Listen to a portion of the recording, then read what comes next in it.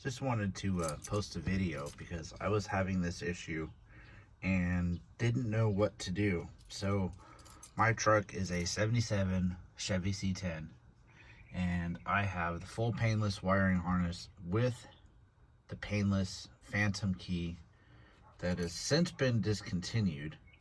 Well, I am on my last key fob.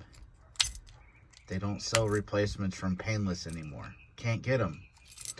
That was my problem, is I have one key fob left, and if it dies, I'm stuck in the water.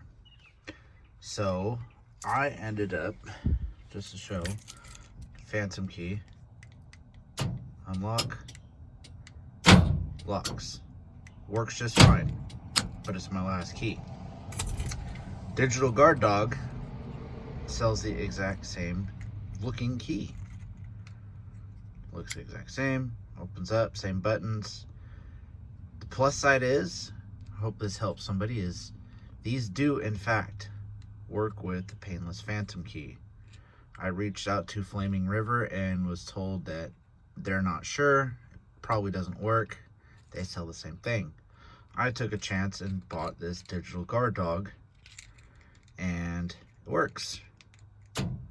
Unlock, lock.